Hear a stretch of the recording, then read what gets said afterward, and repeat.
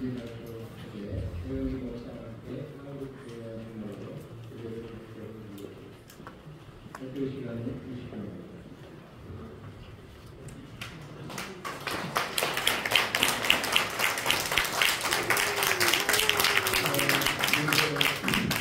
이 자리에 오신 종강한테 선배, 어르신 유재필 목사님, 김교 목사님, 원광기 목사님을 비롯해서 여러 존경하는 동료 목사님들을 진심으로 환영하고 존경합니다.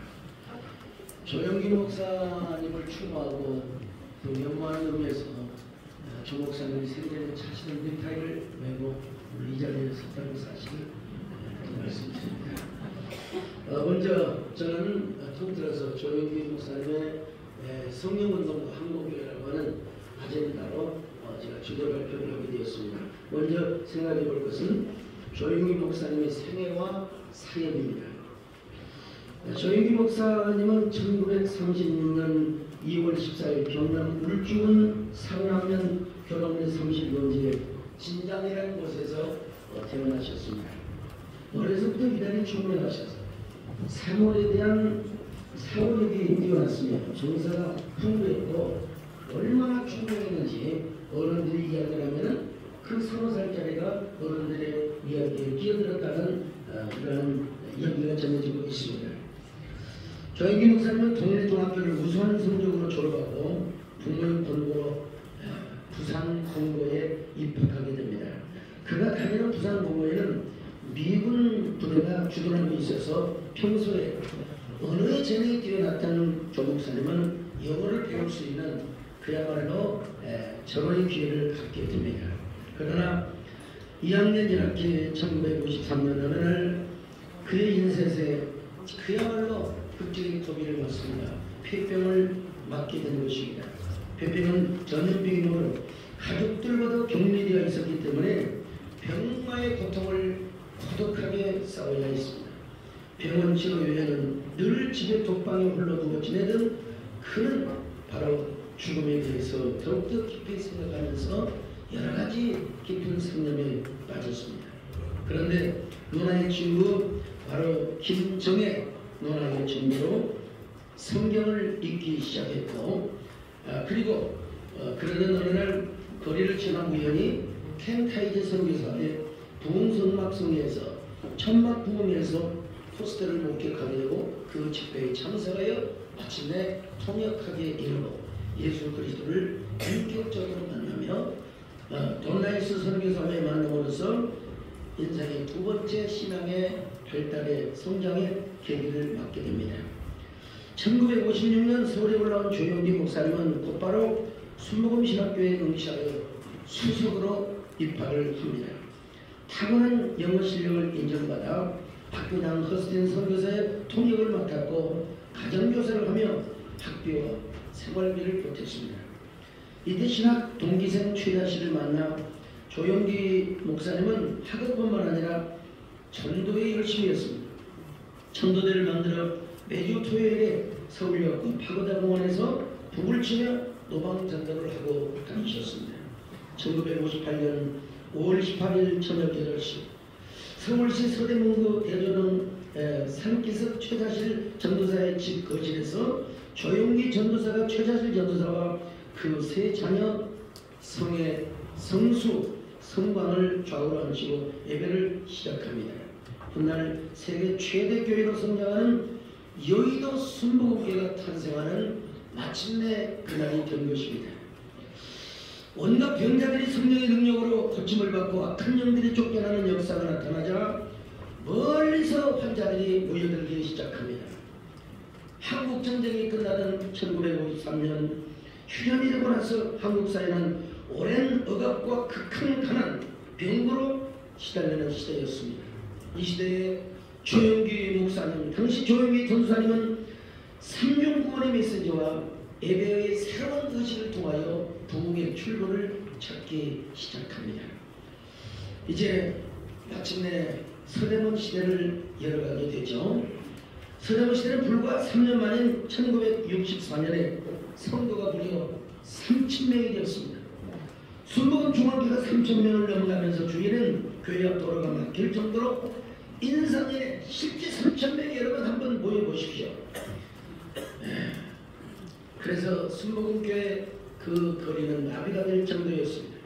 조영기 목사님은 1965년 3월 1일 최자실 전도사의 딸이자 교회 반주장인 김성애 사모님과 3,000여 교인들의 축복 속에 마침내 결혼식을 올립니다.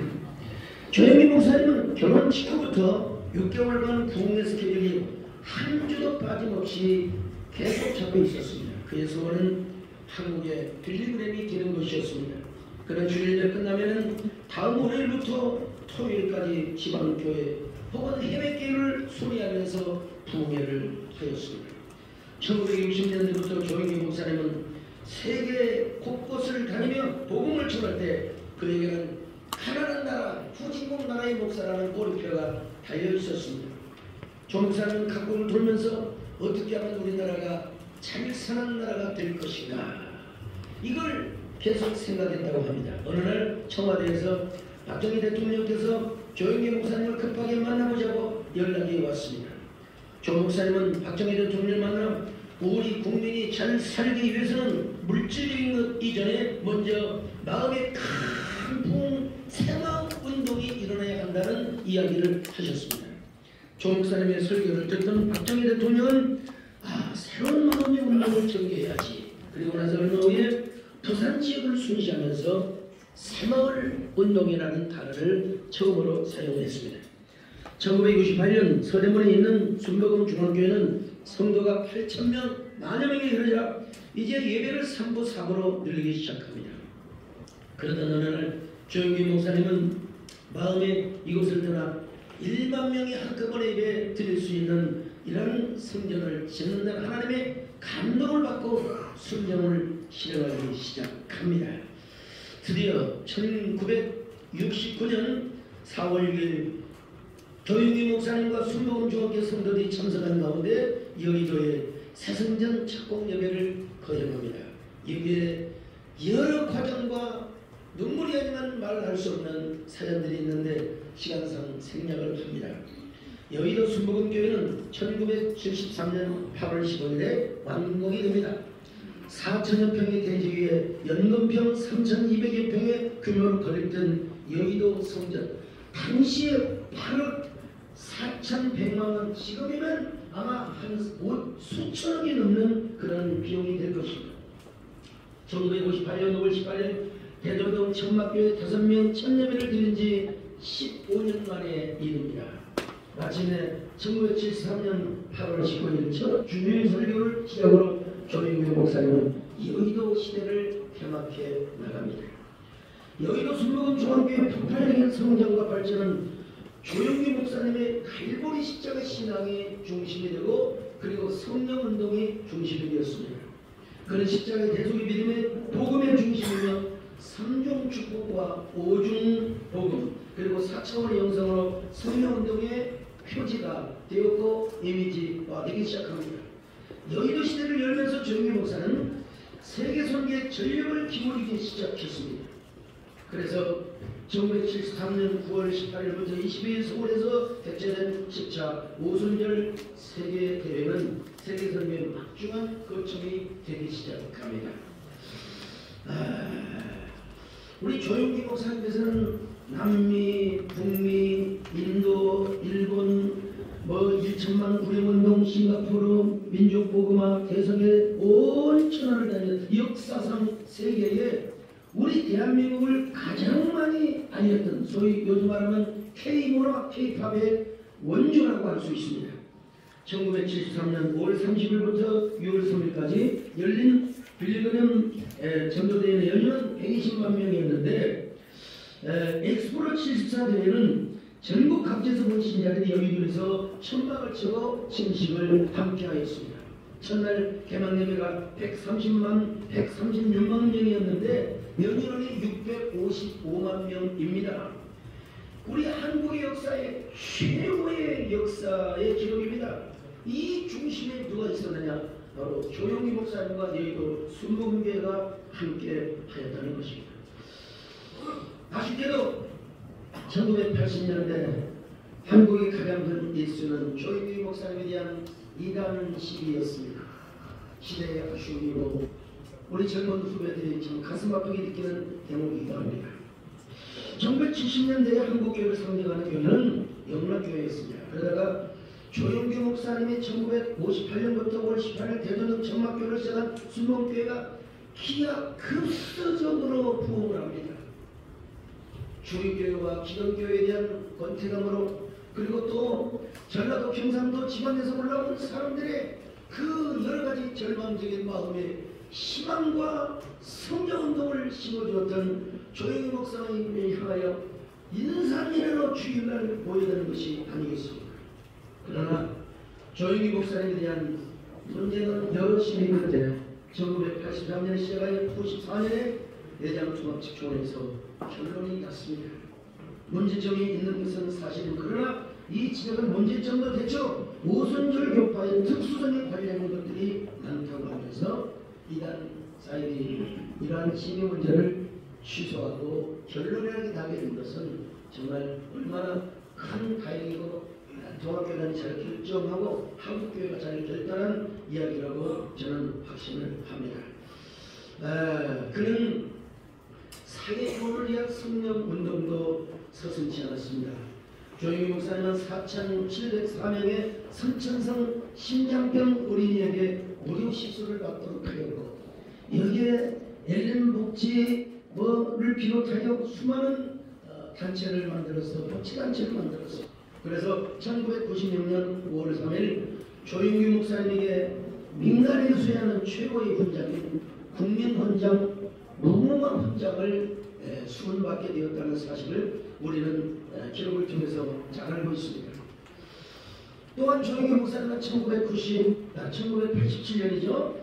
한 이단 종교단체에서 신문사를 창설해서 이단 신문을 발간한다는 소리를 듣고 얼마나 마음에 홍두깨처럼 급한 마음으로 그리고 성령의 감동을 받습니다. 국민일보를 창간하라. 조 목사님께서는 하나님의 말씀에 순종하여 1988년 12월 10일 사랑, 진실, 인간을 성으로 하는 국민일보를 창간합니다. 세계 개신교 역사상 최초의 기독 일간지이자 천만 기독교인을 대변하는 신문으로서 매스컴 미디어 선교의 세 장을 열게 됩니다. 이는 조영기 목사님이 아니면 그 어느 누구도 시도할 수조차도 없었던 일입니다. 구피프를 비롯해서 많은 내용들이 원고에 있습니다. 그래서 조영기 목사님은 한마디로 꽃바다를 만든 한 종의 꽃의 향기라고 이야기하고 싶습니다. 조영기 목사님께서는 2020년 7월 19일에 세계 마지막 선교를 하십니다. 그리고 7월 20일 그의 집무실에서 뇌출혈이 일어났습니다. 세바란스로 급히 옮겨서 수술을 받고 서울대학교 병원에서 1년 2개월 동안 병상 생활을 하시다가 2021년 9월 14일 오전 7시 13분 금세계 위대한 희망의 전도자, 꿈의 전도자, 성령의 사도 귀한 조영기 목사님 86세를 일기로 해서 하나님의 품에 안겼습니다. 저는 당시 한교총 대표회장으로서 장례위원장을 맡아서 한국회장으로 장례를 모셨던 기억이 납니다. 지금도 고 조영기 목사님 장례위원장으로서 조문서를 지켰던 순간순간들이 찬상으로 남아 있습니다. 그 순간의 슬픔, 먹먹함, 막연한 감정이 제 마음의 공간을 떠나지 않고 있습니다. 수의를 입으신 조 목사님 마지막 모습을 보았을 때 가슴은 텅 비지 않을 수 없었습니다. 저는 조 목사님의 오른손을 붙잡고 목사님 수많은 병제를 거치고 안진병기까지 일으키셨던 분이신데 다시 일어날 수 있을 수는 없으신가요? 분명히 조 목사님은 영원히 결별하셨습니다. 마지막 하관하는 모습은 더 또렷한 찬상으로 남아있었으니 이런 걸 가리켜서 그야말로 환영 아니고 환영, 현실과 상상 사이의 메타버스 현상이 아니지 않을까 이런 생각을 해봅니다. 저는 지금도 조영기 목사님을 생각할 때마다 김춘수의 꽃이라는 시가 떠오릅니다. 내가 그의 이름을 불러주기 전에는 그는 다만 하나의 몸짓에 불과하지 않았다. 내가 그의 이름을 불러주었을 때 그는 나에게로 와서 꽃이 되었다. 여러분, 부산 피난민 편전촌에서 폐병에 걸려 양지역의 각혈감의 죽음을 기다렸던 한 소년이 찾아와서 너의 이름을 꽃이라고 불러주었을 때 그는 목회기간 65년 동안 세계 어느 누구도 따라올 수 없는 위대한 불멸의 족적을 남기셨습니다. 국내교회 개척 521개, 지구 128개, 해외교회 1194개, 해외 선교사 파송 673명, 지성전 15개, 무려 심장수술 4103명. 이거는 보통 권위가 아니라 사람을 온통 꽃밭으로 만들어낸 한 사람의 위대한 꽃의 이야기입니다. 저는 조영기 목사님 천국 반송 예배에도 꽃잎은 져도 형제는 지지 않습니다 라는 시를 제가 낭독한 적이 있습니다. 그 형제는 강을 건너고 사막을 지나 붉은 고원의 언덕에 이르기까지 넉넉하다고 하십니다. 이제 조영기 목사님의 사역을 살펴봤다면 두 번째는 큰 바위 얼굴 조영기 목사님, 저뿐만 아니라 우리 세대의 대부분의 목회자를 꿈꾸는 신학생들은 큰 바위 얼굴은 바로 조영기 목사님이라고 생각합니다. 저는 신학교에서 소풍을 가거나 또 파고집에서 선교사 훈련을 받을 때 제 전기자는 조영기 목사님의 성대 묘사를 하는 것이었습니다. 여러분, 오늘도 좋은 날인데 예수 그리스도는 쭉 일하면 선교사님들이 뭐라고 하느냐, 그때부터 주변에서 오 조영기 저는 신학생 때부터 리틀 조라는 닉네임을 갖게 되었습니다. 그만큼 누구도 대체할 수 없는 린치필과 같은 코너스와 같은 큰바위 얼굴 조목사님. 자, 20세기는 기독교 복음화의 꽃이었습니다. 서양에서는 저 빌리그램이, 그리고 동양에서는 조영기 목사님이 두 바퀴의 축이었습니다. 그런데 빌리그램 목사님은 대종 전도 집회만 했지 목회자는 아니셨습니다. 그러나 조 목사님은 온 세계를 나의 교구로 삼으며 복음 전도를 하였을 뿐만 아니라 블레이엄보다도 큰 목표를 했을 뿐만 아니라 더 많은 영혼 구원을 했다는 사실을 우리는 한국에 있으면서 얼마나 자부심을 가져야 하는지 모르겠습니다. 만약에 조 목사님이 한국에서 태어난 것이 아니라 미국이나 영국에서 태어나셨다면 큰 영향력을 발휘했다고 저는 확신합니다. 그럼에도 불구하고 세계를 100수십 바퀴를 돌면서 얼마나 3중복음, 5중복음, 그리고 또 4차원의 영성을 얼마나 지구촌에 많이 펼쳐냈는지 모릅니다. 그는 세계 최대의 교회를 일궈낸 목회자였을 뿐만 아니라 전 세계를 다니며 대한민국을 가장 많이 알렸던, 우리 코리아를 가장 많이 알렸던 위대한 애국자 공공외교관이기도 하셨습니다. 조 목사님의 사역을 망각하거나 왜곡하는 현상이 한때 있었습니다. 천국에 가신, 그리고 지금까지 여전히 세계 교회에 남을 만한 조 목사님의 위대한 사역이 제대로 조명을 받지 못하고 있는 것은 우리 후배 목사들로서 참 안타까운 마음이 가득합니다. 여러분, 어떻게 사람이 완전할 수 있겠습니까? 조 목사님도 허물과 있고 실수가 있을 수는 있습니다. 여러분, 정호성 시인은 그늘이 없는 사람을 사랑하지 않는다고 하였습니다. 우리는 덩샤오핑과 마오쩌둥의 모태통이라고 하죠. 마오쩌둥의 교훈을 살펴볼 수 있습니다. 덩샤오핑은 마오쩌둥에게 엄청나게 짓밟힌 사람입니다. 마오쩌둥과 혁명을 같이 했지만 유배를 당하였습니다. 유배 중에 그의 아들은 청춘을 다쳐서 하반신바비가 되었고, 그러다 보니 덩샤오핑 입장에서 볼 때는 얼마나 철천지 원수였겠습니까? 그가 권력을 잡았을 때 주변의 측근들이 마오쩌둥을 찍어야 된다고 덩샤오핑은 이렇게 말합니다. 마오쩌둥의 공은 지고 과는 사이다. 공치과산이라는 말이 거기서 나온 것입니다. 사람은 누구나 공과 과가 있는 것입니다. 과를 바라보는 사람은 언제나 과를 바라보게 되는 것이고, 여러분, 당신은 성장주의 시대였습니다. 한때 세상에 크게 오해를 당할 뻔했던 모두 사람에서 저는 무죄를 받은 걸로 알고 있습니다. 그는 성령운동을 통해서 복음으로 개인군 사역만 이룬 것이 아니라 이 땅에서 가장 많이 또강력했습니다. 코리아를 알렸던 사람입니다. 자, 조 목사는 누구도 가지 않는 길을 걸어가게 쓸쓸하게 걸어갔습니다. 여러분, 당신은 성장군 시대이기 때문에 조용기 목사님의 그 단독적인 그야말로 거의 카리스마에 가까운 카리스마를 발휘할 수밖에 없는 그런 상황이었습니다. 시대는 기업도 그랬고 시민단체도 거의 다 그런 상황이었습니다. 이제라도 우리가 한국교회 역사적 안목과 희한을 가지고 조 목사님의 성령운동 그리고 그 운동의 궤적을 그리고 신학적 자산을 보존하고 계승해야 한다고 생각합니다. 세 번째 생각해 볼 때 이제 꿈과 이상을 이루는 교회입니다. 이제 정말 우리 여의도 순복음교회는 엄청나게 전도를 해서 강남의 수많은 대교회와 강북의 수많은 대교회 많은 교인들을 보내었던 어머니 모처와 같은 교회입니다. 어느 누구도 부인할 수 없는 사실입니다. 저희 교회도 예외는 아닙니다. 와서는 큰 바위를 긁으시는 목사님을 하나님이 원하는 여러 번 가까이서 뵙고 사랑을 동차게 받았다는 사람입니다. 국민을고 창간 30일주년 기념일에서 조영기 목사님과 일어나 떠오릅니다.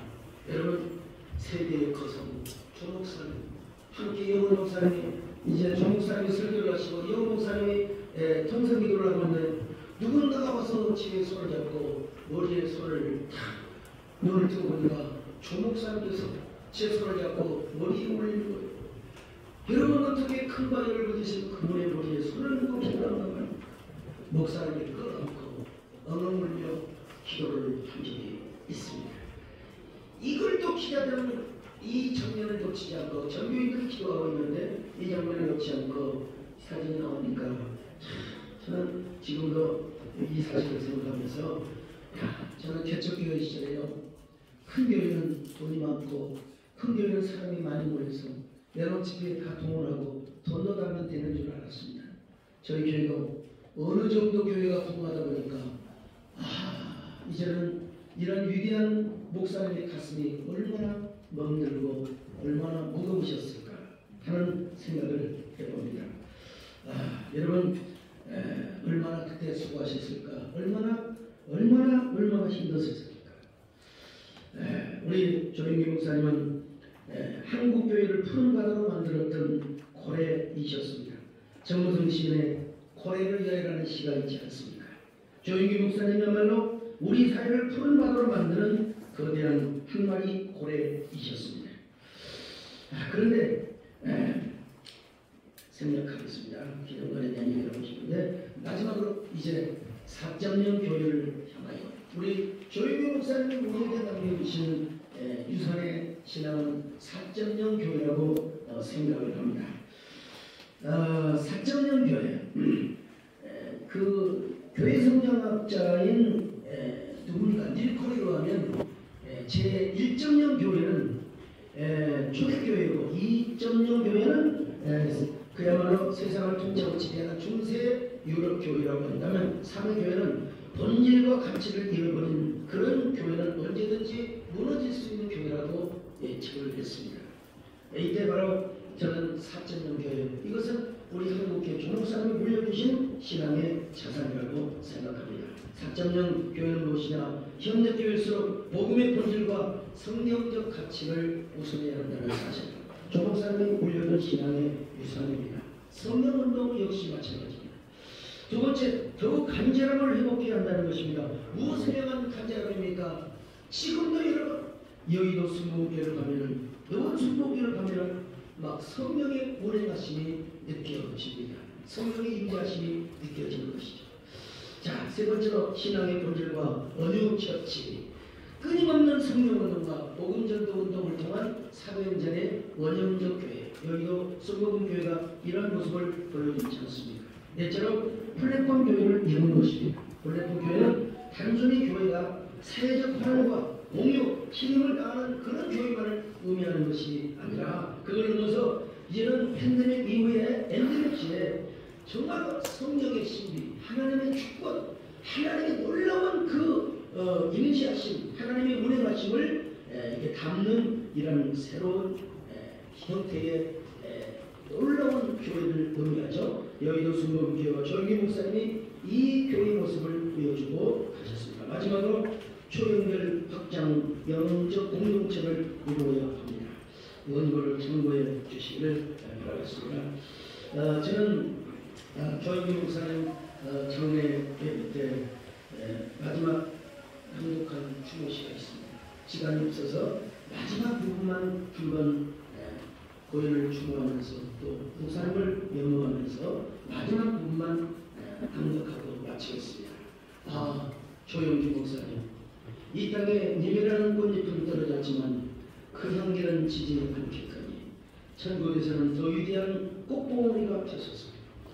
주님께서 다시 님에게 꽃봉오리가 되어 명해주신다면 셀 수 없는 꽃봉오리와 향기를 한국교회에 선물해 주시라고 주님께 한 번만 부탁해 주소서. 먼저 가신 사모님과 천국에서 만나셔서 끝없이 이용훈 목사님과 여의도 순복음교회 아니 한국교회 사랑과 화해와 부흥의 봄이 오도록 탄원하여 주소서. 저에게 맡긴 시간이 25분 됐는데 좀 늘어는지 모르겠습니다. 양해해 주시기 바라고 여러분 고맙습니다. 감사합니다. 성령께서 제 마음속에 강력하게 변화를 주셨습니다. 왜 하나님께서 여호수아에게 모세가 죽었으니 여호수아야 너는 내가 너에게 명한 법을 다 지켰다 그렇게 말씀하지 않으시고 나의 종 모세가 죽었지만은 그러나 내 종 모세가 여호수아 너에게 명한 율법을 다 지켜해라 그렇게 말씀을 드렸습니다.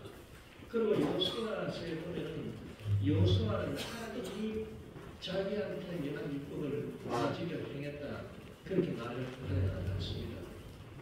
여호수아는 하나님이 모세에게 명하셨고 모세가 자기에게 명한 것을 다 지켜 행하였다. 이것이야말로 우리 교회사에서 볼 수 있는 그런 전통이라고 생각하는 것입니다. 전통이라고 하는 것은 후대로 연계에 연결되는 것입니다. 제가 솔로몬에서 공부할 때 교회사의 그 신앙의 그 전통이라고 하는 것을 한마디로 말해서 라틴어로 노바 세르 노베 새로운 것은 안 된다. 그러나 새롭게 해야 된다. 이것이 원리인 것입니다.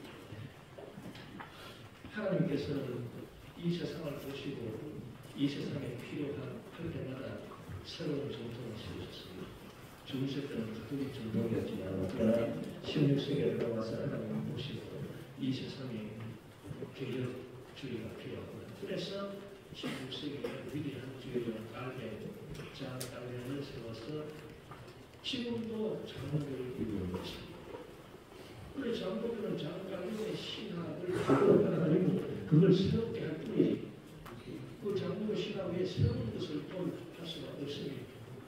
또 하나님께서 일찍이 마틴 루터 장갈렌보다 앞서서 마틴 루터를 세워서 지금도 루터교가 존재하고 있습니다. 또 잔 웨슬리를 세워서 지금도 감리가 존재하고 있습니다. 그건 뭐냐면 각 교파마다 각 교파 전통에 따라서 새로운 것을 만든다. 그러나 새롭게 하는 것입니다. 그래서 루터는 루터주의 외에 다른 것을 하고 그러지 않고 그러나 루터주의를 새롭게 합니다. 장로교는 장로교 외에 다른 것을 받아들이지 않지만 장로교를 새롭게 하고 감리교는 감리교 웨슬리주의 외에 다른 새 것을 받아들이지 않지만 그러나 감리교 그 사상을 새롭게 하고 그렇게 해야 교회가 발전하고 기독교 역사가 발전하는 것입니다. 마찬가지로 하나님께서 이 세상을 보시고 20세기에 들어와서 성령 운동이 거의 무엇보다도 필요하다라고 하면서 하나님을 생각하시고 조용히 목사님을 세워서 오순절에 가장 위대한 구원의 선지자가 되게 하신 것입니다. 그렇기 때문에 우리는 조용히 목사님의 제자로서 우리가 해야 될 것은 조용히 목사님이 말씀했던 3중주고 5중주고 4차원의 영성 그 외에 다른 새 것은 우리에게 필요하지 않습니다. 그러나 오늘날 우리에게 필요한 것은 우리가 삼중축복, 오중복, 4차원의 인생을 어떻게 새롭게 해서 계속 발전시켜 나가야 될 것입니다. 여기에 다양하다고 생각하는 것입니다. 우리가 성경에 보면 또 엘리야가 엘리사의 관계로 나오는데 엘리사는 끝까지 엘리야를 따랐습니다. 길가에서 내려가고 요단에서 이리고에서 요단을 건너기까지 했습니다. 요단을 건너다가 말하는 것은 죽음 이후까지 따라갔다는 명제를 우리가 계십니다. 요단을 건너간 다음에 엘리야가 하늘로 올라갔는데 엘리야의 손에서 그것이 떨어졌습니다. 엘리사는 그 그것을 주워가지고 자기의 그것을 불러지었습니다. 그래서 뭐냐면 자기 권한은 없다. 나는 엘리야 스승님의 권위를 가지고 계속 주의 일을 할 것이다. 그 의미인 것입니다. 그리고 요단강을 건너면서 요단강을 이리저리 치면서 엘리야가 성천을 했으니 이제 엘리사의 하나님 나의 하나님 모르 계십니까? 그것이 아니고 엘리야의 하나님 당신은 어디 계십니까? 그러니까 요단강이 쩍쩍 갈라지고 기적이 일어나는 것입니다. 우리는 조용히 목사님의 제자로서 우리는 조용히 목사님의 역사했던 하나님 지금 어디 계십니까? 그렇게 우리가 순복음이 목회를 해야 목회가 활동하게 되고 하나님의 기적이 일어난다는 것을 이 성경이 우리에게 가르치고 있는 것입니다. 이런 의미에서 오늘 영상 정희 목사님의 신앙과 관련해서 삼중축복, 오중복, 4차원의 인생을 우리가 충분하게 성경 공부 차원에서 얘기하는 정도를 벗어나서 신학적으로 정립하고 이것을 우리가 연구하고 발전시켜 나가는 것은 주님 오시는 그날까지 우리 기독교 교회의 역사에서 아주 절실히 필요한 것이다. 그렇게 저는 생각을 했습니다. 먼저 제가 말씀드리고 싶은 것은 우리가 그 무엇이든지 신앙을 세우려고 할 때 중요한 방법이 현상학적이고 해석학적이라는 것입니다. 인식론적인 방법이 아닙니다. 인식론과 현상학이 어떻게 다르냐? 성경학이 창조를 간단하게 쉽게 말씀드리면 인식론이라고 하는 것은 요소를 따로따로 하나하나씩 보는 것입니다. 그러나 현상학은 하나하나 보지 않습니다. 전체로 엮어서 봅니다. 우리가 성복음의 삼중축복, 조영희 목사님 말씀하신 삼중축복을 우리가 올바르게 해석하려면 영혼이 잘 되는 법, 범사가 잘 되는 법, 몸이 단단해지는 법, 이 세 가지를 따로 놓고 인식론적으로 보면 안 됩니다. 그래서 영혼이 잘 되는 법, 이런 법이다. 범사가 잘 되는 법, 이런 법이다. 몸이 가난한 법, 이런 법이다. 이런 식으로 얘기해서 안 되고 이 세 가지를 통으로 전체적으로 현상적으로 봐야 되는데 이 세 가지 법의 가장 중심적인 것이 영혼이 잘 되는 법이십니다. 그래서 영혼이 잘된 같이 범사에 되고 탄탄하기를 배웠습니다. 그래서 영혼이 잘 되는 복이 어떤 복이고 이 복이 어떻게 범사에 잘 되는 복에도 영향을 주고 그 다음에 몸이 탄탄하게 되는 복에도 영향을 주느냐 이 연결 고리를 파악해야 삼중축복이 올바르게 파악이 신학적으로 될 것이다. 그렇게 생각하는 것입니다. 그래서 이 삼중축복은 무엇보다도 영혼이 잘 되는 것, 영혼이 잘 된다고 하면서 하나님과의 관계가 잘 된다는 것. 관계를 통해서 내 존재가 있고 관계를 통해서 내 행동하는 거지. 다름이 아니다. 그렇게 핵심적으로 말씀드릴 수가 있을 것입니다. 오중복도 마찬가지입니다. 오중복도 인식론적으로 오중복을 연구한다면 중생의 복음, 그 다음에 성령 충만의 복음, 그 다음에 신유의 복음, 그 다음에 축복의 복음, 그 다음에 재림의 복음 이런 걸 하나하나 띄어가면서 중생의 복음 이런 것입니다. 성령 충만의 복음 이런 것입니다. 그 다음에 신유의 도움은 이런 것이고 재림의 도움은 이런 것이고 그렇게 할 것입니다. 그러나 그렇게 해서는 안 되는 것입니다. 가장 이 5가지 복음 가운데 핵심적인 것이 성령 충만의 복음인 것입니다. 그래서 성령 충만의 복음을 중심으로 해서 우리가 정성의 복음을 살피고 성령 충만의 복음이 정성에 어떻게 있냐는 것입니다. 그 다음에 성령 충만의 복음이 어떻게 신유에도 영향을 미치는 어떻게 축복에도 영향을 미치는 어떻게 재능에도 영향을 미치느냐 이렇게 모든 것을 연결시켜서 전체적으로 파악할 수 있어야 오줌복음이 제대로 파악이 되는 것입니다. 많은 사람들이 오줌복음을 파악하지 않기 때문에 오줌복음은 성결도 사공도 중생, 성결, 신유, 재림 여기다가 그냥 하나 축복의 복음을 더한 것에 지나지 않는다. 그렇게 말하는데 그것은 아주 그것은 비롯한 이해라고 생각을 합니다. 왜냐하면 성결교회 그 성결 복음 거기는 능력이 들어가지 않습니다. 그러나 우리 성복음에서 말하는 모든 복음에 성령 충만의 복음 성결도 들어가지만 그러나 성령 충만 받아서 능력을 발휘하는 능력도 들어가고 있는 것입니다. 그래서 성령 충만의 복음을 중심으로 해서 성령 충만의 복음이 어떻게 중생의 복음 그리고 신유의 복음 그리고 축복의 복음 그리고 재림의 복음에 영향을 끼치고 있는가 그것을 전체적으로 파악을 해야 모든 복음의 전모가 분명하게 dom쳐지고 신학적으로 증명할 수가 있는 것입니다. 그리고 4차원의 영성도 마찬가지인 것입니다. 4차원의 영성도 꿈, 믿음, 생각, 나 이것을 교회 목사님은 4차원을 보고 이 4차원의 것들이 3차원의 우리의 일상적인 신봉의 영향을 받는 우리의 삶을 지배하고 다스린다고 하는 그런 영성을 기대를 가졌습니다. 우리가 4차원의 영성을 분명히 이해하기 위해서 이것도 현상학적으로 해석학적으로 파악을 해야지. 뭐 꿈은 어떤 것이고 생각은 어떤 것이고 말은 어떤 것이고 믿음은 어떤 것이다. 이렇게 따로따로 아무리 얘기해봤자 그 얘기는 그저 뭐 설교 차원에 지나면 신학적으로 정리를 할 수가 없습니다. 제가 볼 때 이 4차원의 영성이라는 하는 것은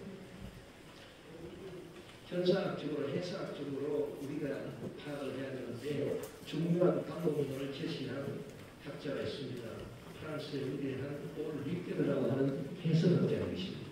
전 세계적인 신학자입니다.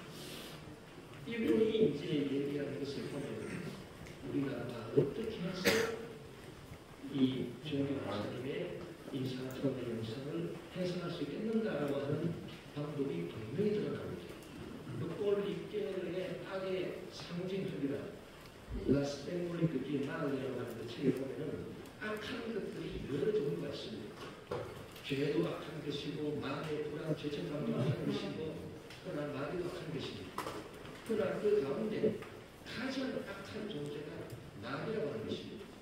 그래서 이 마귀가 가장 악하기 때문에 이 마귀를 중심으로 해서 이 마귀가 어떻게 죄라고 하는 악을 가져주느냐 그리고 마음의 불안과 죄책감이라고 하는 악을 가져주느냐 그것을 연결시켜서 현상적으로 파악하는 것이 바로 오늘 기도의 악의 승리입니다. 우리 기독교는 마귀를 가장 악한 것으로 보기 때문에 가장 악한 마귀를 물리쳐야 구원을 받습니다. 그러니까 예수님이 오셔서 마귀를 쳐야 우리는 구원을 받는다. 그래서 예수님이 구원을 받는다. 그렇게 주장하는 것입니다. 유대교는 마귀와 죄와 불안, 죄책감 가운데 가장 악한 것을 죄로 봅니다. 그렇기 때문에 죄를 안 지어야 구원을 받는다. 죄를 안 짓고 율법을 지켜야 구원을 받는다. 그렇게 주장하는 것입니다. 그러나 마음의 묵상 작품을 중요시하는 이 수양 종교는 마귀와 죄와 마음의 불안, 죄책감 가운데 가장 큰 악을 죄책감이나 불안을 보는 것입니다. 그렇기 때문에 마음을 수양하고 다스려서 불안을 없애고 죄책감을 없애고 그렇게 해야 구원을 받는다. 그런 식으로 수양 종교를 주장하는 것입니다. 여러분 우리 기독교가 왜 예수님을 구세주로 믿어야만 구원을 받는다고 주장합니다. 그것은 악을 가장 큰 악을 마귀를 보는데 창세기 3장 15절에 예언된 대로 예수님이 오셔서 여름에 무슨 예수님이 오셔서 마귀의 정수를 깨뜨리시고 그래서 예수님밖에 없더라. 마귀의 정수를 깨뜨리지 않고 그러니까 예수님 믿고 우리가 구원을 받는다. 그 주장인 것입니다.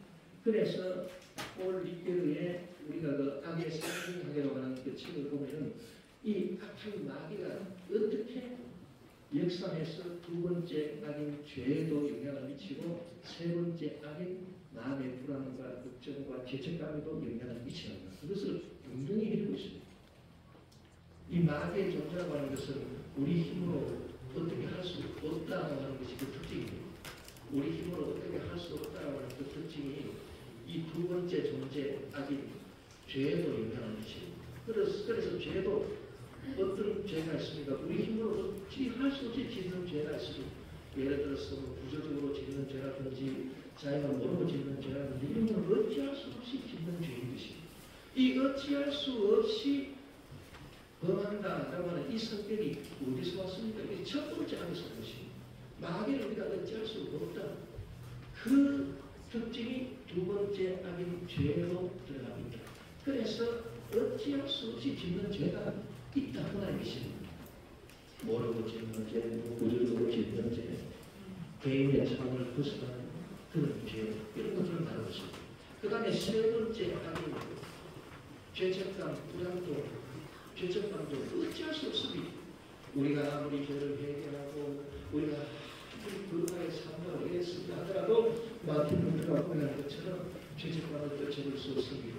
어찌할 수 없습니다. 오라 나는 몸만 사람이다. 누가 사망의 몸에서 나를 던져내겠는가. 이 어찌할 수 없는 이 성격이 어디서 왔습니까?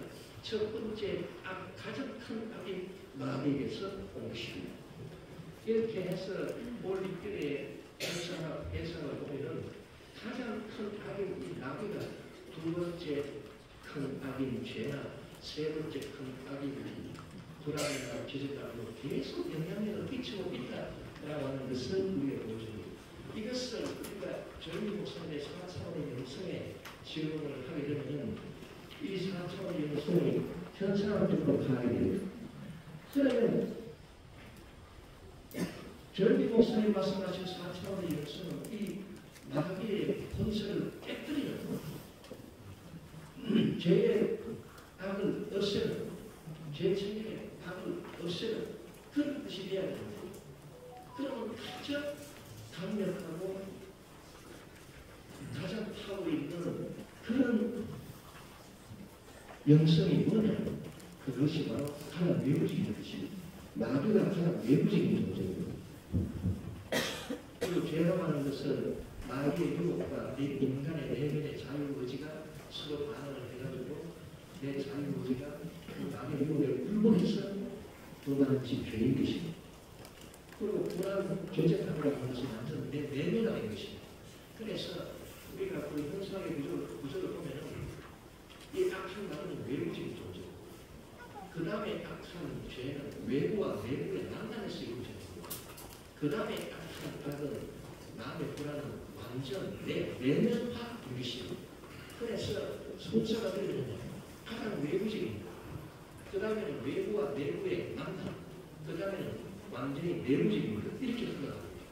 그러면 조영기 목사님이 말씀하신 믿음이나 꿈이나 생각이나 말 가운데 가장 외부적인 것 가장 하나님으로부터 오는 것 그것이 뭐겠습니까? 그거는 꿈인 것입니다. 제가 조영기 목사님한테 직접 여쭤보겠습니다. 목사님 목사님 말씀하신 4차원의 영성을 믿음, 생각, 말, 내가 되었는데 그 중에 제일 중요한 게 뭡니까? 저는 그 질문에 대답했을 때에 제 속으로는 생각이 제일 중요하게 그렇게 생각하고 제가 질문을 드렸는데 저희 목사님은 1초도 주저하지 아니하시고 꿈이다 그래요. 저는 그 말씀 그렇게 이해할 수가 없었습니다. 그러나 제가 나중에 올림픽의 그 안에 상대가 이걸 공부하는 다음에 깨달았습니다. 그렇구나. 가장 강력한 것은 가장 외부적인 가장 어려운 것은 가장 외부적인 것이다. 그래서 믿음이나 생각이나 말이나 꿈 가운데 가장 외부적인 것이 뭐냐? 이것이 바로 꿈이다. 꿈이라고 하는 것은 하나님이 일방적으로 우리에게 주시는 것이다. 뭐 우리가 갖고 싶다고 해서 갖는 게 아닙니다. 꿈이라고 하는 것이. 그래서 아브라함이 이와 같이 하나님으로부터 일방적인 꿈을 얻었습니다. 이 꿈이 가장 위대한 것입니다. 그래서 저희 목사님은 늘 말씀하시기를 꿈이 없는 백성은 나간다고 한다는 것입니다. 우리 대한민국도 건강하게 되기 위해서 꿈을 가져야 돼요. 우리 조항선 목사님께서도 말씀하셨지만 예전에 우리 대한민국이 할 수 있다 해보자. 자선은 세만 운동했을 때 세만 운동, 그 세만 운동의 가장 원동력이 뭡니까? 그게 꿈인 것입니다. 우리도 잘 살 수 있다는 꿈. 그것이 가장 중요하다. 그것은 하나님이 이루시오. 인간이 하나님의 꿈을 수행하게 됩니다. 그 다음에 주님이 아시거든요. 꿈이 임하면 그 꿈을 내가 받아들이느냐 안 받아들이느냐, 꿈을 받아들이면 믿음이 시작해요. 그래서 믿음은 바라는 꿈의 실상이다. 그 숨긴 그 믿음을 바라는 것이. 그래서 꿈이 처음에 앞서고 그 다음에 하나님이 일방적으로 주시는 가장 명적인 꿈과 나의 생명의 자유의지가 만나서 이루어지는 믿음, 이것이 두 번째로 나오는 것이고, 그 다음에 마지막으로 완전히 내면하는 이것이 생각이고 나의 것입니다. 꿈이 임하고 믿음이 주어지면 그러면 내 내면의 생각이 달라지고 말이 달라지는 것입니다. 그래서 순서가 꿈, 믿음, 생각, 말, 생각이나 말은 같은 차원의 내면이 이렇게 되는 것입니다. 왜 3차원의 영성에서 생각이 긍정적일 수밖에 없겠습니까? 창조적일 수밖에 없겠습니다. 그래서 꿈에 영향을 받는 생각이 되는 것입니다. 꿈과 믿음에 영향을 받는 생각이 때문에 긍정적인 생각일 수밖에 없고 창조적인 생각일 수밖에 없는 것입니다. 또 왜 말이 긍정적으로 해야 되고 창조적으로 해야 하는 것입니까? 꿈의 영향을 받고 믿음의 영향을 받는 말이기 때문에 말이 창조적으로 나오고 생산적으로 나오게 되는 것입니다. 이 순서를 잘 지켜야 되는 것입니다. 그런데 많은 사람들이 이걸 잘 모르기 때문에 무조건 긍정적으로 생각하면 하나님의 기적이 일어나는 그런 잘못된 것입니다. 그건 거꾸로 올라가는 것입니다. 긍정적으로 생각하면 또 믿음이 생기고 그 다음에 꿈도 생기고 그 다음에 기적도 일어나면 그건 거꾸로 힘의 방향을 거슬러 올라가는 것이기 때문에 그것은 잘못된 것이고 그것은 심리주의적으로 생각하는 것입니다. 그래서 사람의 영성을 심리학적으로 생각하면 안 되고 신학적으로 정정적으로 우리가 생각을 해야 되는 것입니다. 조엘 오슬틴 목사님의 그 주장 같은 것을 보면 상당히 그 심리학적인 영향이 있지 않는가 그 의심이 듭니다. 왜냐하면 꿈과 믿음의 영향을 받아서 긍정적으로 생각하고 긍정적으로 말하는 게 아니라 무조건 긍정적으로 하고 긍정적으로 생각하면 된다. 그것은 아닌 것입니다. 그래서 긍정적인 생각보다 훨씬 중요한 것이 꿈이다. 믿음이다라고 하는 것을 우리가 올림픽의 그 현상을 통해서 우리가 분명히 알 수 있고 또 가장 외부적인 것이 가장 하나님께서 우리에게 주시는 능력의 원천이기 때문에 예수님께서 그 나아가에 말씀하신 것처럼 믿는 자들에게 표적이 따르는 일들과 내 이름으로 귀신을 주시고 그 다음에 세상을 나누고 우리에게 지고 무슨 돈을 마시고 이런 일을 낳지 않고 믿는 사람의 손을 좀 말해라. 이 말씀도 보면은 믿는 자에 따른 표적이 제일 중요한 표적이 제일 중요한 표적. 그럼 가장 악한 존재인 마귀와 귀신을 끊어주는 것이 가장 중요한 것입니다. 그래서 그것이 제일 먼저 나옵니다. 그 다음에 새 방언을 말해요. 방언도 하나님이 시키시고 내가 하고 싶은 하는 말이 아니라 하나님이 시키시는 말, 이것이 방언의 것이죠. 그래서 외부적인 것이 가장 먼저 나옵니다.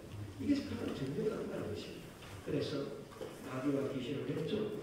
그 다음에 방언을 하고 이 가장 외부적인 이것이 나와야 그 다음에 우리가 믿음이 생기고 그리고 믿음으로 무슨 것을 마실 줄 알게 또 믿음으로 믿는 삶에서 기적이 나타나는 그런 순서를 보시죠. 그래서 뭐 자세한 것을 이 시간에 다 말씀드릴 수 없지만 제가 여러분에게 그 말씀드리고 싶은 것은 이 책자에다 기록이 되어 있습니다.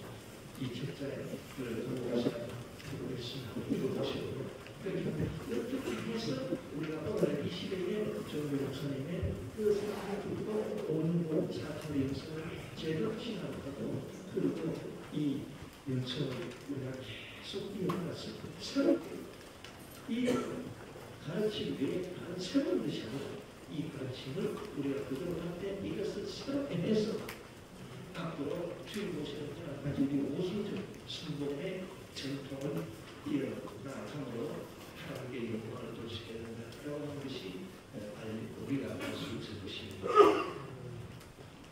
감사합니다. 인도합니다. 상당히 많습니다. 저도 조용히 목사님 여러 번 만나 뵀습니다만 저는 그런 개인적인 관계는 별로 맺지 않았습니다.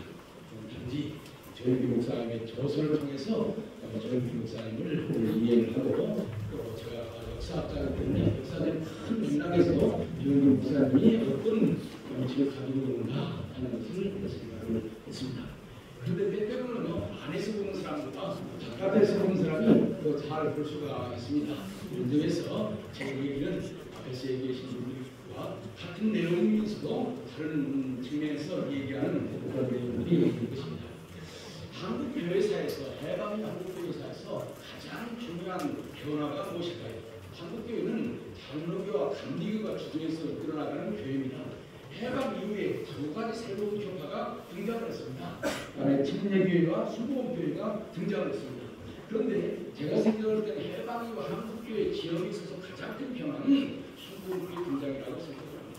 사실 침례교회나 순복음교회가 일제시대에도 장만한 단체를 있었습니다만 해방 이후 미국에서 선교사들이 들어와서 해방 이교라고 하는 그런 복잡한 어려운 상황 가운데서 한국 사회를 접목되었고 우리 침례교회나 순복음교회가 한국교회의 중요한 교단으로 등장을 했는데 그 중에서도 순복음교회의 등장이라고 하는 것은 매우 활력합니다. 정확한 통계인지는 확실히 더 많이 조사를 해봐야 되겠습니다만 지금 전체적인 조사를 봐서는 장로교는 부동의 1위고 파교가 워낙 많고 그 다음에 감리교회하고 이 순복음교회하고 교세가 비슷하다는 주장도 있고 순복음교회가 더 많다는 주장도 있고 그러니까 거기에 대해서 제가 뭐라 판단하지는 않겠습니다만 어떤 면에서 한국의 장갑이라고 하는 거대한 구조의 순복음교회가 등장을 했다고 하는 것은 매우 중요한 것이고 특별히 너희도 순복음교회 존재라고 하는 것은 한국교회 이제 교파를 뛰어넘어서 한국교회 가장 큰 교회고 한국교회 중심적인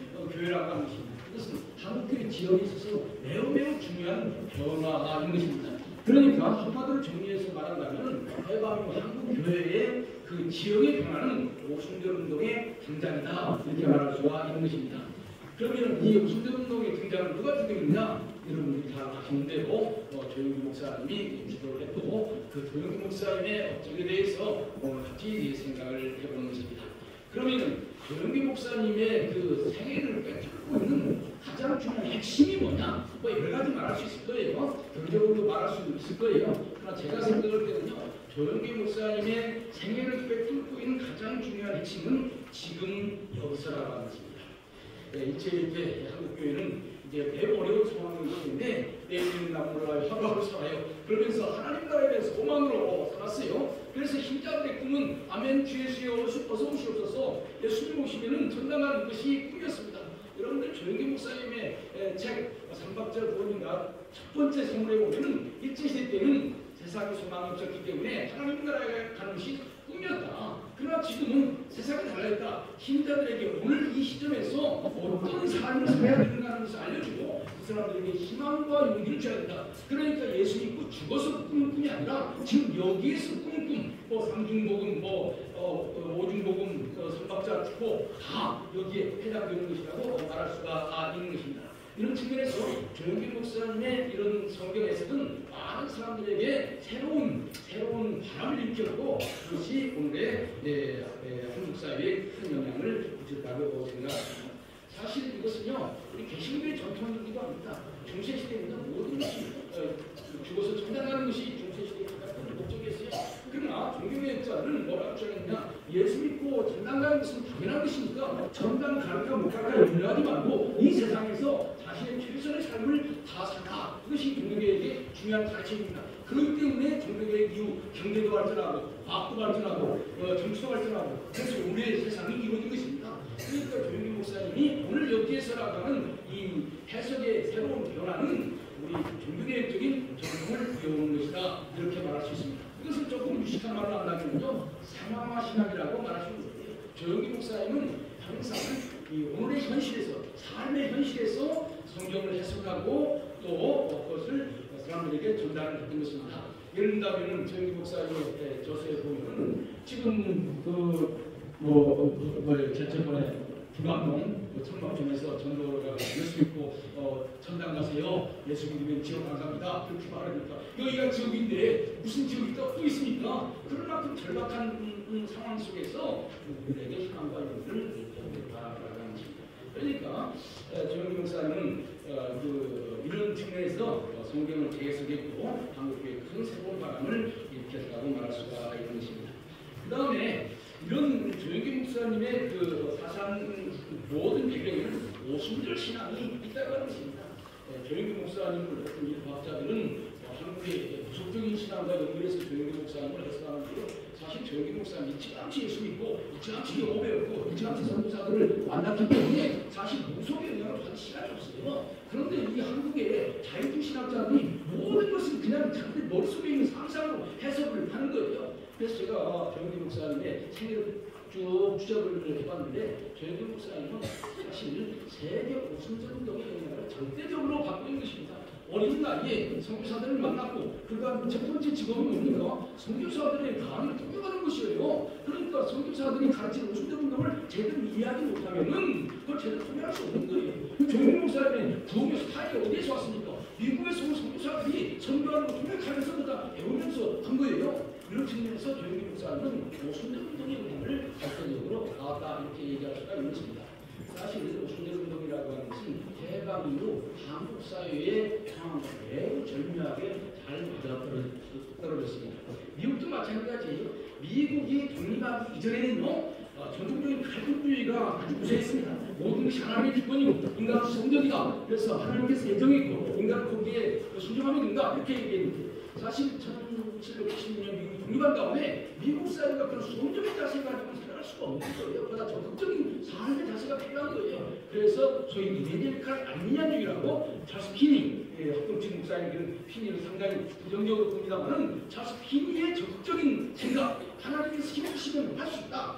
하나님께서 모든 것을 하신다면 할 수 없다가 아니라 하나님께서 힘주시면 할 수 있다고 하는 이런 새로운 파라다임이 미국 사회를 일으킨 것입니다. 이것이 소위 제2차 대각성 운동이에요. 제2차 대각성 운동이 크게 일어나가지고 미국 사회를 새롭게 만들었습니다. 저는요, 조영기 목사님을 중심으로 하는 이런 오순절 운동의 부흥운동이 미국 사회가 제1차 대각성 운동은요, 미국이 독립하기 이전에 일어났던 운동입니다. 제2차 대각성 운동은 미국이 독립한 다음에 일어난 운동입니다. 사실 그 해방 이후 세나바에 어린이는 일찍 일어납니다. 그래서 사람들에게 희망과 용기를 주는 이런 사회 속에서 오늘 할 수 없다, 오늘 할 수 없다 이것이 아니라 그래서 할 수 없다가 아니라 할 수 있다고 하는 것. 그러나 내가 할 수 있다고 하는 것이 아니라 성령님께서 함께 하시면 내가 할 수 있다라고 하는 이런 새로운 해석이 한국교회에 크게 들어왔던 것입니다.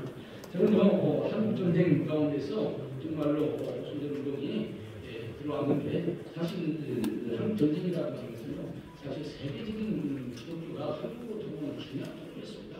미국만 들어온 것이 아니에요. 6.25 때 미국만 들어온 것이 아닙니다. 미국과 더불어서 선교사들이 들어왔습니다. 그 선교사 가운데서 오순절 예통 선교사들이 많이 들어온 거예요.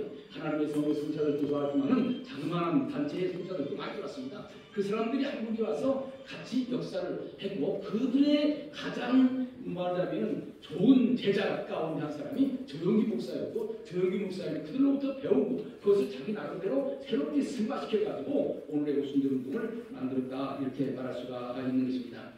그 다음에 사실 여기에서 한마디 더 붙인다면요 오순절 운동이라고 하는 것은요 20세기 세계 기독교 역사에 있어서 가장 중요한 운동이라고 하는 것입니다. 어떤 학자는 세계 기독교 역사를 종교개혁 역사, 그 다음에 20세기 오순절 운동 역사 이렇게 생각을 합니다.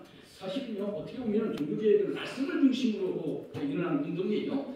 그러나 오순절 운동은 성령을 통해서 하는 운동이기 때문에 오순절 운동이라고 종교개혁은 개신교라고 하는 교파를 만들어서 말하는 오순절 운동은 개신교라고 하는 교파를 뛰어넘어서 천주교에도 들어가고 있고 종교에 들어가고 있고 그 성공에 들어가고 있고 전 세계적으로 확산되어 가고 있는 것입니다. 한국교회는 이 오순절 운동의 그 중요성을 제대로 파악을 못해요. 왜냐하면 워낙 장로교가 강해가지고 그런데 요즘 최근에 이런 얘기를 들었습니다. 장수교회라고 하는 것이 있대요. 그것이 뭐냐면 장로교 순복음교회라는 거예요. 간판은 장로교회인데 내용을 듣다 보면 순복음교회라고 하는 것입니다. 사실 한국교회가요 크게 보면 두 가지 현상이 있다고 생각해요. 하나는 제도적으로 보면 장로교회와 현상입니다. 사실 원래 침례교회나 감리교회나 미국의 보수대운동도에 장로제도가 이렇게 강하게 있지 않습니다. 근데 한국에는 장로교회가 워낙 세니까 장로교회 장로제도 그래서 장로를 감리교회에서는 원래 장로라고 그러면은 그 엘더 목사, 정현 목사를 가리키는 말인데 한국에서는 그렇게 되지 않아요. 침례교회 원래 장로가 없는데 지금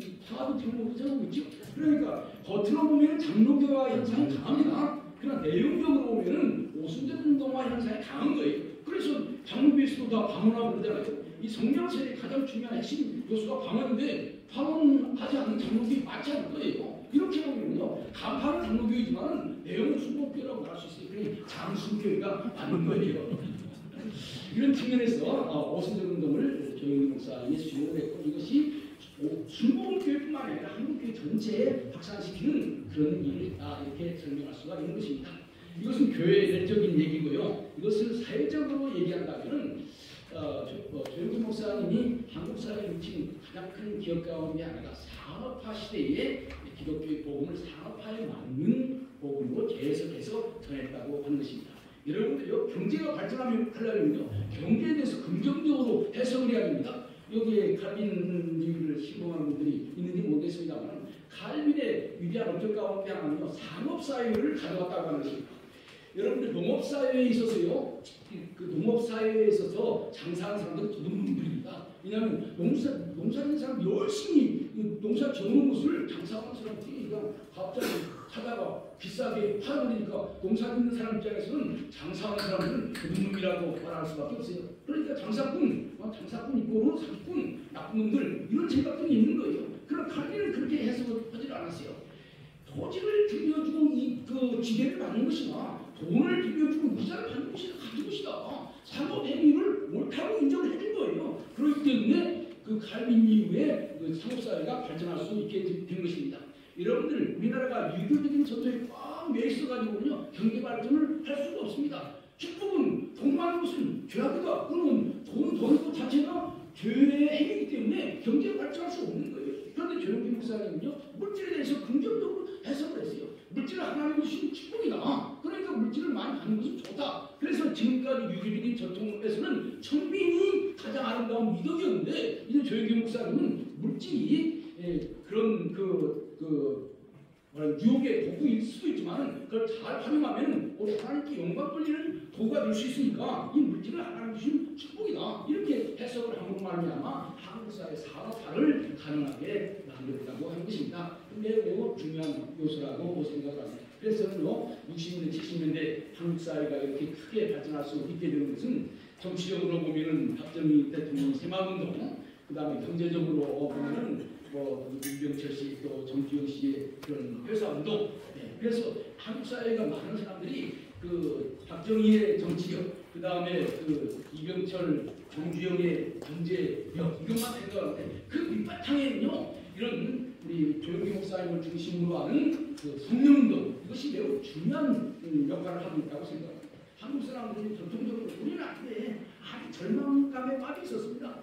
그래서 역전 안 돼 그런 말 있잖아요. 역전이 우리 조선통 아니니까 역전은 많이 가지고 가봐야 그것이 얼마 돈이 들지 않아요. 그것은 한국 사람들이 자동적으로 우리는 안 돼. 세계 무대에 나가봐도 안 돼. 라고 하는 그러한 좌절감이 강했는데 이런 사회 속에서 성령께서 함께 하시면 능력 주시는 자에서 모든 것을 할 수 있다고 하는 이런 새로운 바람, 새로운 용기 이것이 사실 밑바탕이 되어야 새마을운동도 가능하게 되는 것이고 경제성장도 가능하게 되는 거예요. 이건 제가 하는 얘기가 아니라 이 하리북스가 조영기 목사님의 오순절운동을 설명하면서 유럽에서 청교도가 이 경제활동을 촉진시키는 데 중요한 기여를 하는 한국에서 오순절운동이 그런 역할을 했다 이렇게 설명을 하는 것입니다. 그러니까 조영기 목사님이 산업화에 큰 기여를 한 것입니다.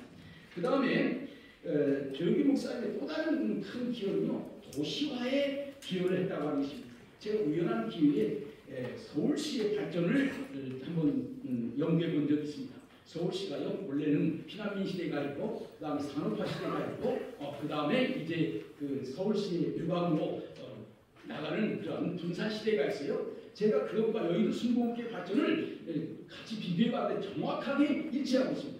사실 서대문 시절에는요, 피난민 시대입니다. 그 피난민들이 거기에 몰려드는 거예요. 대체로는 영락교회를 피난처로 생각했는데 영락교회에 다니다가 그 신자들 가운데 일부가 서대문에 왔어요. 이영훈 목사님의 할아버지가 그렇게 해서 강릉 신자가 서대문 신자가 된 거 아닙니까? 그런데 중앙교회 있죠. 영락교회도 관계가 있어요. 이영훈 목사님의 그 할아버지가 그 영락교회 성사님이 영락교회 남장성 성사님이 하는 제주도에 가서 활동을 했습니다. 가 됐기 때문에 그런 것이 생긴 거예요. 근데 전 세계적으로 아무리 대형교회를 비판해도요, 전 세계적으로 지금 대형교회가 확산되는 추세입니다. 왜 그런 거 아세요? 사람들이 밀집했기 때문에 대형화하지 않을 수 없는 거예요. 이런 측면에서 학자들은 옛날 중세 시대 생각으로 중세 시대에는 거리가 멀리 떨어져 있었기 때문에 교회가 많을 수밖에 없어요. 그러나 지금 그렇지 않아요. 통신수단이 발전해 있고 교통수단이 발전해 있고 인구가 밀집해 있기 때문에 대형교회가 나올 수밖에 없는 거예요. 이런 측면에서 학자들은 변화하는 사회를 따라서 가야 되는 것입니다. 제가 농담을 하면서 한번 얘기한다면요, 학자들에게 너무 많은 기대를 하지 마세요. 학자들은요, 변화하는 사회를 따라가는 것만 해도 다른 거예요. 그거 따라가는 게 바쁩니다. 왜냐하면 그 사람은 항상 옛날 공부만 했기 때문에 지금 현대는 잘 몰라요. 세상이 이만큼 가세요. 이제 바꾸겠구나. 이렇게 하고 아는 거예요. 그것을 설명할 수가 있어도 훌륭한 학자들은 거예요. 그렇기 때문에 학자들은 저도 신학대에서 오랫동안 가르쳤습니다만 그런 점에서 저는요, 학자들이 옛날 많은 공부하는 것도 중요하지만 변화하는 사회를 정확하게 이해하려고 하는 그런 자세도 필요하다, 이런 생각을 합니다. 그 다음에 또 한 가지는 조영기 목사님은 매체들, 메디아의 변화에 대해서 매우 민감했다고 하는 거예요. 여러분, 옛날에는 직접 가서 공부를 전했지만 지금 매체를 누가 장악하느냐 하는 것이 다른 것입니다. 종교개혁이 왜 성공했습니까? 목표가 인술수를 장악했기 때문에 종교개혁이 성공한 거예요. 저는 조영기 목사님이 성공한 이유 가운데 하나가 매체를 장악했기 때문에 그렇다고 생각해요. 저도 옛날에 신앙 열심히 읽었습니다만 우리나라에서 많은 자체들이 있었어요. 기독교 사상도 있었고 여러 가지 있었지만요, 신앙계만큼 널리 퍼져 있지는 못했습니다. 그런데 신앙계라고 하는 잡지 시대에는 신앙계라고 하는 대중적인 잡지를 통해서 널리 그 조영기 목사님이 가르쳐 전했고, 그 다음에 방송 설교, 저도 70 중반에 시골에서 목회했습니다만 오전에는 교회 설교하고 그 다음 오후에는 조영기 목사님 라디오로 나오는 설교를 들었습니다. 그러니까 저는 성결교회 목사지만은 그러나 저는 조영기 목사님의 설교를 듣는 거예요. 제가 볼 때는요, 조영기 목사님이 전국적으로 여의도 순복음교회가 그 순복음교회 전국적으로 크게 확산되기 이전에 이미 조영기 목사님은 신앙계를 통해서 전국적으로 그 메시지를 전하고 있었고 방송을 통해서 그의 메시지를 전하고 있었던 거예요. 그리고 더 나아가서 TV 시대에도 TV 설교를 제일 먼저 한 사람이 조영기 목사님입니다. 사실 이것은요, 조영기 목사님 미국 가서 배운 거예요. 미국에서는 이미 무슨들 종사들이 TV를 통해서 많이 활동하고 있었어요. 이것을 전통적인 기독교인은 텔레비 나와서 이런 거 세속적이다 이런 안 했어요. 그러나 순복음교회는요, 그것이 아니고 공장력이 왜다, 현실적인 것이 중요하다 이렇게 해가지고 이론적인데 별로 얘기 안 하고 빨리빨리 적응을 해나가는 거예요. 제가 이런 의미로 조심스럽습니다만 조영기 목사님이 그렇게 큰 일을 할 수 있었던 것은요, 제가 생각할 때는 신학을 많이 공부하지 않았기 때문에 그렇다고 했습니다. 신학을 많이 공부했으면 자기 나름대로 개혁을 했어요. 또 교단에 여러 가지 균이 있습니다. 그런데 순복음교회는 흰색교단이기 때문에 교단에 균이 없어요. 그래서 가서 미국에서 목회하다가 보면은 매우 족족 가서 적응할 수 있는 거예요. 매우 중요한 것입니다. 다른 공부를 많이 하면 그것이 좋은 방향으로 나가지만은 잘못된 공부를 너무 많이 하면 공부 안 하기만 못하는 거예요. 제가 생각하는 오히려 그런 전통적인 신앙을 갖기 때문에 오히려 자유로웠고 또 신생교단이기 때문에 자유로웠고 그래서 그가 원하는 대로 새로운 일을 하는 것입니다. 예를 들어 상당한 예를 들어볼까요? 제가 저번에 여인순복음교회가 저렇게 큰 교회가 될 수 있는 것은요, 본당에서만 예배를 드리지 않냐고 바깥에서 스크린 놓고 예배를 드렸기 때문에 신자들이 많이 모이는 것입니다.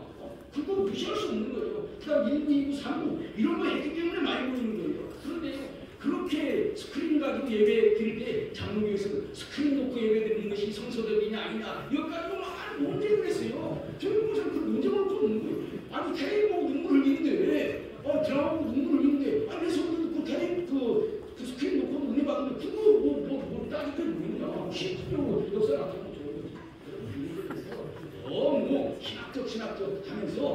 하다 보면은 이미 다른 사람들에 의해서 처벌당하는 거 많지. 그리고 예체를 잘 활용하는 그 하이라이트는 뭐냐면요. 결국 국민일보를 만들고 사실 국민일보를 만들기 전까지는요. 여기서 뭐 한국교회 중심이라고 말할 수가 없어요. 국민일보를 만드는 거니까 한국교회 모든 목사님이 국민일보를 통해서 자기의 존재를 나타내려고 했고 국민일보의 존재가 여기서 교회를 한국교회 중심에 놨다. 이런 면에서 조영기 목사님이 매체를 잘 활용했다 이렇게 얘기할 수가 있는 겁니다. 그래서 문제는 조영기 목사님의 세계화 시대에 정말 귀한 역할을 했다는 것입니다. 여러분들 조영기 목사님의 세계화를 가장 좋은 것이 뭐냐면요. 모습을 생각합니다. 그 선교사들이요, 장로교 선교사들이 한국교회에 리더십을 넘겨주는 것은요 매우 오랜 시간이 걸렸습니다.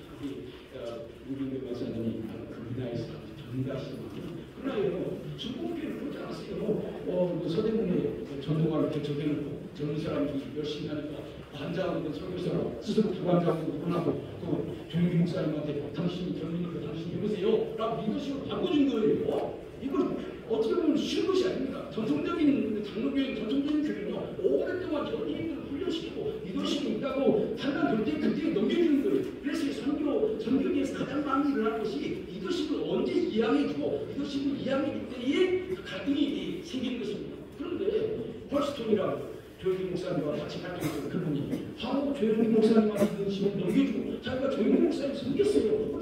대단한 것이라고 저는 생각합니다. 그리고 이제 조영기 목사님이 어느 정도 성장하니까 조영기 목사님 국제 무대에 등장시켜준 것이 오순절 선교사들이 등장시켜준 거예요. 그리고 조영기 목사님이 그런 국제적인 활동을 할 수 있는 것이 다 어떤 네트워크를 통해서 하는 것입니다. 바로 헐스톤이요. 조영기 목사님이 국제적으로 활동하는 데 있어서 중요한 참여 역할을 했습니다. 그러면 조영기 목사님 전 세계에 나가서 이런 네트워크 가지고 활동할 수 있는 것이지 한국 사람이 어떻게 있겠습니까?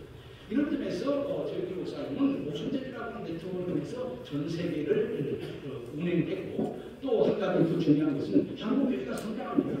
교회 성장을 바라는 많은 사람들이 한국교회를 모델로 해서 배우기로 하는 거예요. 그래서 십자의 처치 모습 인터내셔널 거기를 통해서 전 세계 사람들이 왔고 또 그 다음에 그 데미처 이벤티컬 미션이라고 해서 조영기 선교 재단을 통해서 전 세계를 가는 거죠. 두 가지가 있는 것입니다. 하나 세계 사람들을 한국으로 불러와서 여의도 순복음교회의 성장을 가르치는 것이고 또 하나는 조영기 목사님 전 세계로 나가서 곳곳에 빌리그레인과 같은 그런 전도 집회를 하는 거죠. 그런데 빌리그레인과 조영기 목사님의 기명이 다릅니다. 빌리그레인은 예수 믿고 구원받는 이 전도 집회에다가는 조영기 목사님은 그렇게 정말 신유사였기도 하고 아주 병고치는 전형적인 오순절 역사를 한 거죠. 또 조영기 목사님 매우 실질적인 분입니다. 조영기 목사님의 세계 선교를 가능하게 하는 요소가 뭐 있습니까? 중국 실업인입니다. 하려는 많은 대전이 들어가는데 순복음 실업인회가 대전적인 뒷받침을 해주고 그 실업인들은 조영기 목사를 따라가면서 세계에 기업이 어떻게 들어가는가 했을 때 조영기 목사님을 전도지 비만하는 것이 아니라 같이 갈 때마다 실업인 대회를 해가지고 그 경제에 대해서도 얘기를 한 것입니다. 그런 의미에서 조영기 목사님의 그 전도 집회가 예수 믿고 건방이라고 하는 여기에 중심이라면 조영기 목사님은 정문의 메시지도 있지만 경제적인 메시지도 있고 신집회도 있고 보다 다채로하다고 말할 수가 있는 거죠. 그래서 저는 조영기 목사님의 국제사역이 매우 중요하고 제가 이 여기에 대해서 너무 긴 논문을 썼습니다만 그 키로서는 그것입니다. 우리 어려운 나라에 가서 한국이 어떻게 이런 나라가 되는가 그러니까 예수 믿는 한국이 얼만큼 발전했는가 이것을 전하는 것이 주의 핵심 내용이죠. 지금 어떤 면에서는 세계가 지금 알고 싶어하는 것이 그거 아닙니까? 한국이 세계에서 가장 어려운 나라였는데 지금 잘 사는 나라가 어떻게 됐는가 그래서 세계 사람들은 보고 있는 거 아니겠어요? 조영기 목사님 일찍이 전 세계로 돌아다니면서 그 메시지를 전한 거예요. 그래서 요즘 K컬처 K팝 많이 얘기합니다만 저는 조영기 목사님 중심으로 한 K미션 이것도 우리가 중요하게 따져야 된다 이런 생각을 합니다.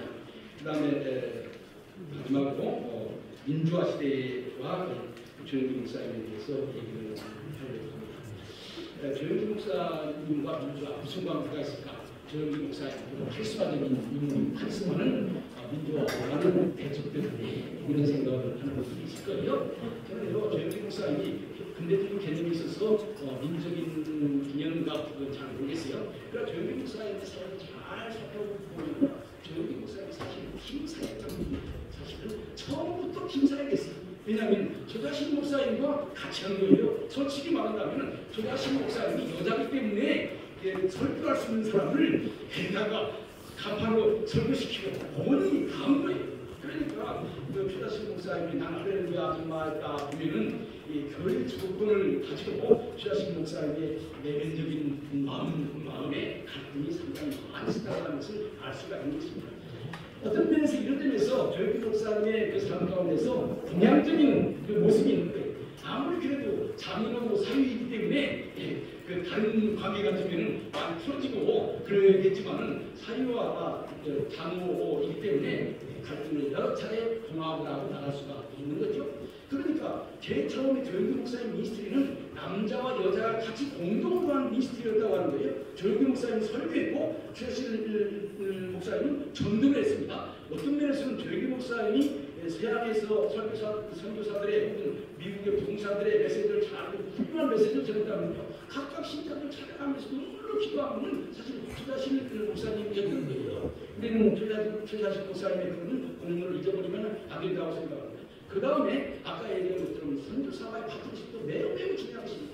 조영기 목사님의 국제적인 사역은 선교사들과의 파트너십이 아니라면 가능하지 않아요. 많은 교단들이 선교사가 갈등을 겪어서 선교사와 싸우고 헤어지고 이런 것들이 많은데 선교사가 훌륭해서 그런지 조영기 목사님이 훌륭해서 그런지 저보다 훌륭해서 그런지 모르지만요 잘 좋아해서 나갔다고 하는 것도 좋은 것입니다. 또 한 가지는 조영기 목사님이 교신도를 잘 해냈어요. 여러분들 여의도로 어떻게 여의도 수목교회가 옮겨가는 거 잘 아시죠? 차일석 장로님과 파트너가 돼가지고 차일석 장로님이 행정을 나가고 조영기 목사님 말씀을 전했고 그렇기 때문에 어떻게 보면은 신방은 조자신 목사님, 설교는 조영기 목사님, 그다음 행정은 차일석 장로님, 그다음 국제원은 선교사님 이런 팀워크가 이루어졌다고 하는 거 이거 매우 중요한 것이라고 생각을 합니다. 또 하나 그 조영기 목사님의 가장 큰 업적이라고 말한다면 후계를 세우는 데 있어서 민주적인 절차를 취했다고 하는 것입니다. 후계를 세우는데 물론 그 이전에 조영기 목사님이 지성전을 집요화해가지고 분리시켜주는 것 이것도 참 잘하신 것 같아요. 그래서 분리로 만들어준 것 모든 걸 끝까지 본인이 가지려고 하는 게 아니라 하나씩 나눠주는 작업을 이미 미리 했고 그렇기 때문에 지금 여기에 그 영국 회원들도 많이 와 계시다고 있습니다만 그거 매우 중요한 것이고 그 다음에 이제 그 휴게를 세우는 데 있어서 본인이 직접 강요하지 않고 교인들에게 맡겨놓고 교인들이 결정하는 것을 본인이 수행했다고 하는 것 그것도 매우 중요한 것이라고 생각합니다. 어떻게 생각을 하면요 자신감이 있었기 때문에 그런 행동을 할 수 있지 않았을까 그런 생각을 합니다만은 그래서 한국의 많은 대형교회들이 후계자 선정하는 데 있어서 많은 갈등을 겪고 어려움을 겪는데 제가 볼 때는요 여의도 순복교회는 후계자 대선에 있어서 성공했다. 저는 또 이영훈 목사님이 참 훌륭하다고 생각을 합니다. 제가 이영훈 목사님의 글을 보면 조영기 목사님의 영적인 아버지, 영적인 스승, 자기는 조영기 목사님의 전통 잘 계승해 나가겠다고 하는 그런 다짐을 곳곳에서 많이 하고 있는 것을 볼 수가 있습니다. 이런 측면에서 조영기 목사님은 교인들에게 위임해서 후임을 선회했고 후임은 또 조영기 목사님을 잘 계승해서 발전시키려고 했다. 이런 점에서 조영기 목사님이 큰 일을 했다. 이런 생각을 합니다.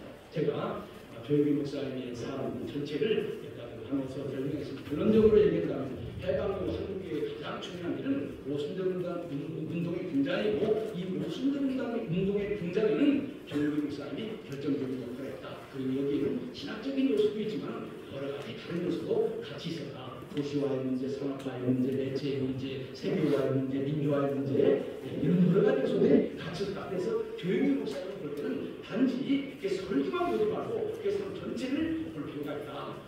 이렇게 좀 생각합니다. 이것은 제 얘기입니다.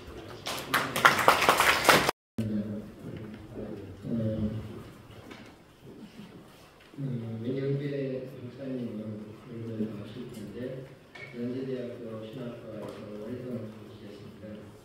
저는 민영배 목사님의 집회 기자를 하시고 제가 교회에서 박사 논문을 쓸 때 민영배 선생님의 선생을 받고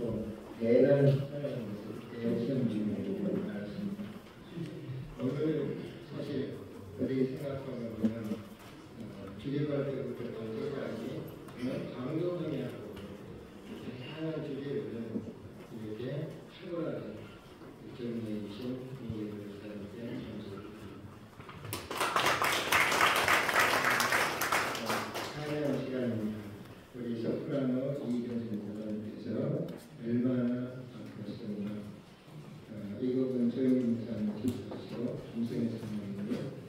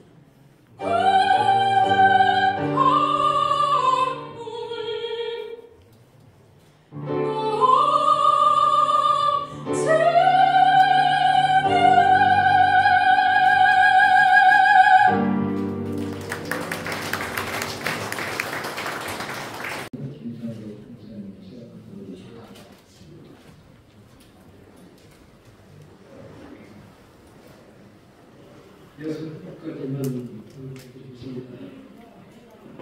첫 번째는 세계 성경 조사인데 저는 35년 성경과는 행사를 가장 크게 후원해 주신 우리 세계교회 소방수 목사님께 깊이 감사드립니다.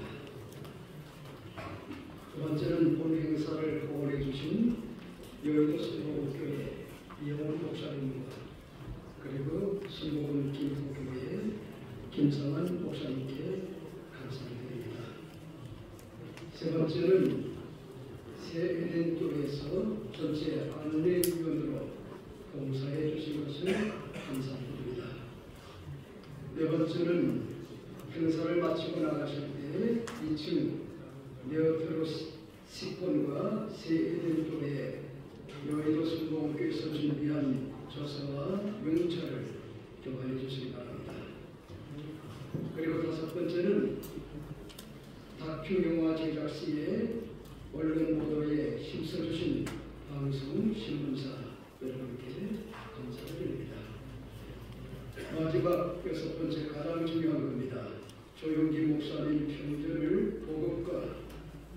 15,000원에 뒤에서 구매할 수 있습니다. 많이 구입하여 읽으시고 그리고 많은 도움을 받으시기 바랍니다. 감사합니다. 한국 기독교 성령 역사연구원 이사하신 원광기 목사님께서 축도해 주시겠습니다.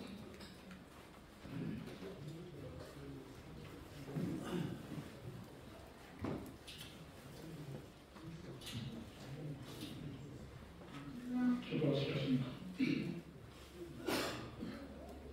인류의 소망되신 예수 그리스도의 은혜와 하나님 우리 아버지의 크고 놀라우신 사랑과 소영기 목사님 꿈을 드시고 무거운 마음을 주셔서 역사하시는 모든 일정에 함께하신 성령께서 이 자리에 참여한 모든 종들과 한국 교회, 흩어져 있는 세계 교회에 날로 충만하게 역사하여 주시기를 간절히 축원하옵나이다.